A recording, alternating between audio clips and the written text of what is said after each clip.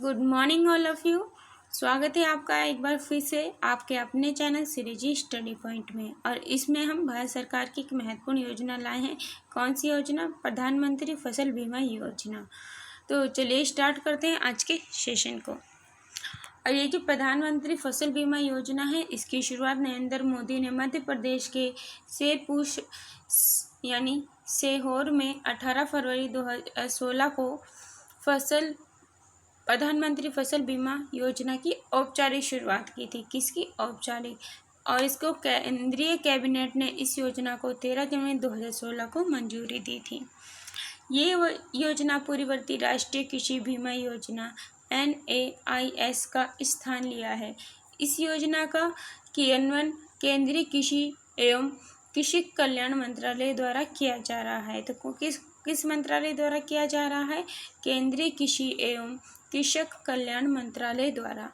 Budget 2016-17 में इस बीमा योजना के लिए 5,500 करोड़ रुपए आवंटित किए जाएंगे। कितने? 5,500 करोड़। प्रधानमंत्री फसल बीमा योजना की भुगतान की जाने वाली प्रीमियम की दरों को किसानों की सुविधाजनक के लिए बहुत ही कम रखा गया है, ताकि सभी स्तर के किसान आसानी से फसल बीमा का लाभ ले सकें। इसके अंतर्गत सभी प्रकार की फसलें जैसे रबी, खरीफ, वाणिज्यिक और बागवानी की फसलों को भी शामिल किया गया है।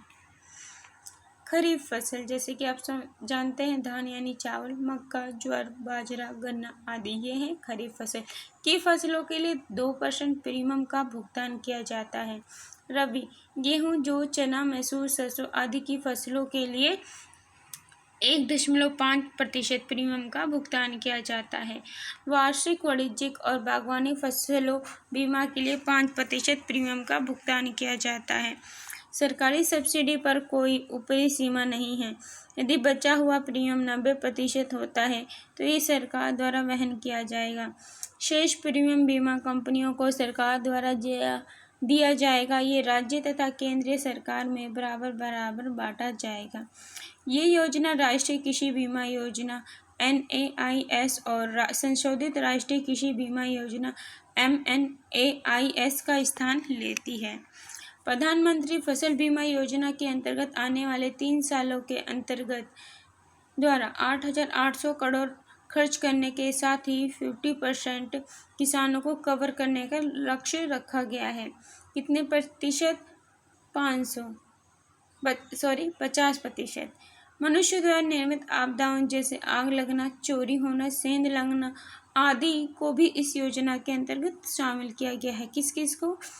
जो से मनुष्य द्वारा निर्मित आपदाएं, आग लगना, चोरी होना, सेंध लगना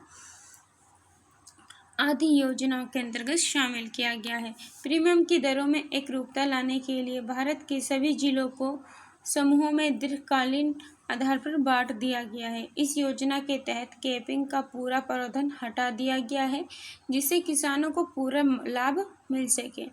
इस योजना में कम प्रीमियम में ज़्यादा जोखिम कवर होगा और ज़्यादा सहायता दी जाएगी। फसल बीमा को व्यापक व समावेशी बनाते हुए इसे खेत में फसलों की बुवाई से खलिहान तक को समेटने की कोशिश की गई है। पोस्ट हार्वेस्टिंग में होने वाले नुकसान को भी शामिल किया गया है। इस योजना के तहत प्राकृतिक आपदा के तुरंत बाद 25% क्लेम सीधा संबंधित किसानों के बैंक खाते में पहुंच जाएगा। वहीं बाकी का भुगतान नुकसान के आकलन के बाद किया जाएगा। इसमें फसलों की कटाई से प्राप्त आंकड़ा भी शामिल होगा।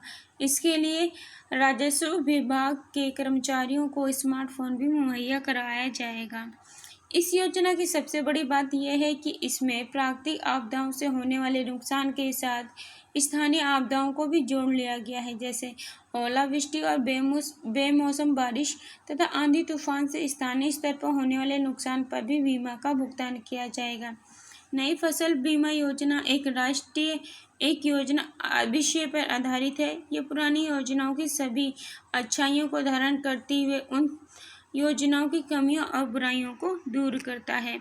इस योजना की सबसे बड़ी बात यह है कि इसमें प्राकृतिक आपदाओं से होने वाले नुकसान के साथ स्थानीय आपदाओं को भी जोड़ लिया गया है। ओलावृष्टि और बेमौसम बारिश अथवा आंधी तूफान के स्थानीय स्तर पर होने वाले नुकसान पर भी बीमा का भुगतान किया जाएगा।